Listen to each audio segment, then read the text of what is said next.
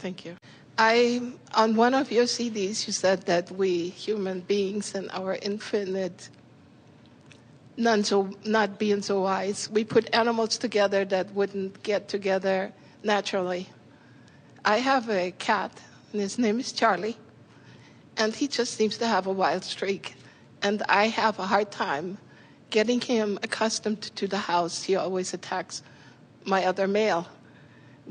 How can I help Charley? How can I help the household to come together? Leave the door open. I have an issue with abandonment. I've thought a few times, I should just cut him loose. Well, abandonment is where you take him out on the highway and drop him off. Right.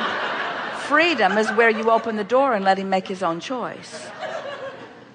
To me, it feels like he wants to be in the house. He's a very loving cat. It just, I don't know what it is.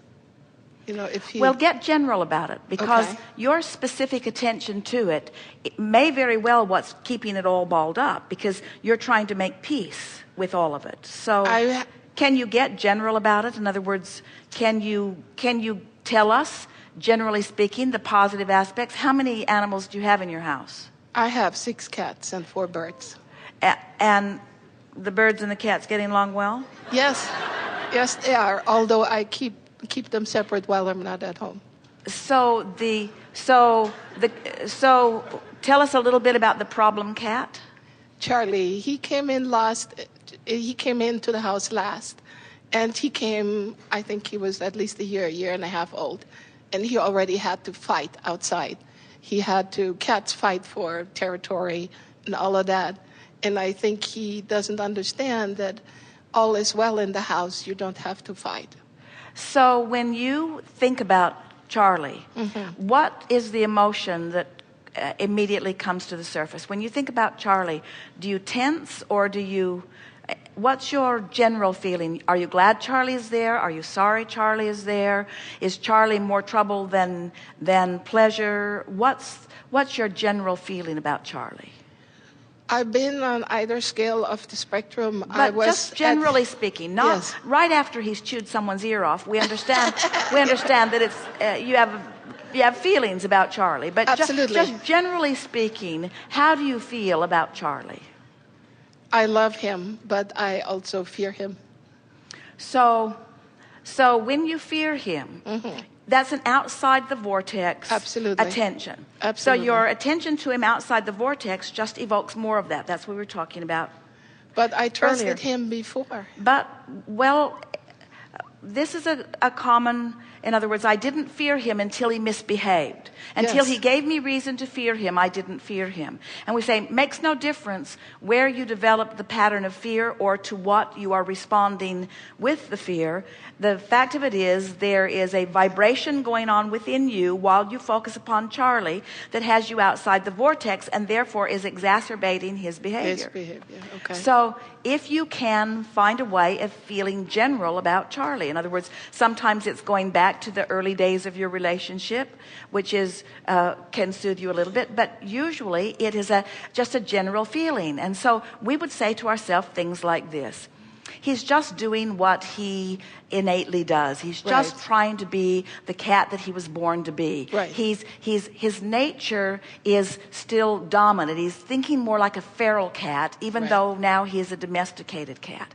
Right. But now that he has no territory that he needs to claim, and now he doesn't need to fight for his food in that way, all is really well with him. And as you find those general feelings about him, and you are able to bring yourself to a place of feeling better, Right. what you will notice is that from inside the vortex, as you focus upon him, your power of influence is great. In other words, that's what an uplifting power of influence is. When you feel well-being while you hold someone as your object of attention, you soothe their energy. When you feel fear when you hold someone as your object of attention, you add static and resistance to the situation. So the way you give yourself an out in this is you can say, I don't have to figure this out. This is not mine to solve. This is for them to figure out. I'm going to allow them to find their way. I believe in their natural instincts. I believe in their ability to get along. There's a whole world of animals that are getting along. There's a whole world that I don't need to interfere in. And so the only thing that I can do, and this is really, we think that Charley has given you this gift of this clarity. Because there are so many people, when it comes to their children or their grandchildren or their sisters or their brothers or the government or the economy, they've got their nose in all kinds of places about things over which they have no power, using that as their excuse to get themselves all knotted up into a knot of fear. And what Charley and we are wanting you to understand is that that fear that is developing within you serves no good purpose to you or to anyone else, you see. That's correct. So what you want to do is find a way of not feeling fear without having to control the conditions.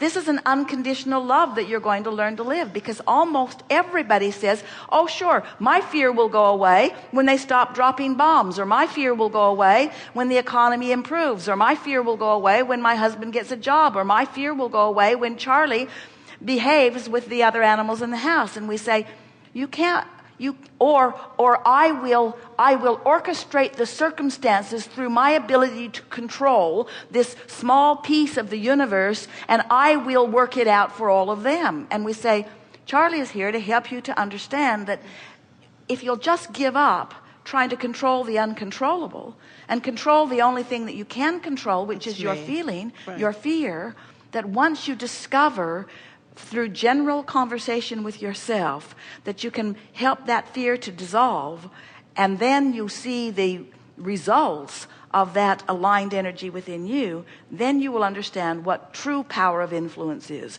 what true inside the vortex leverage is. Okay. Thank you.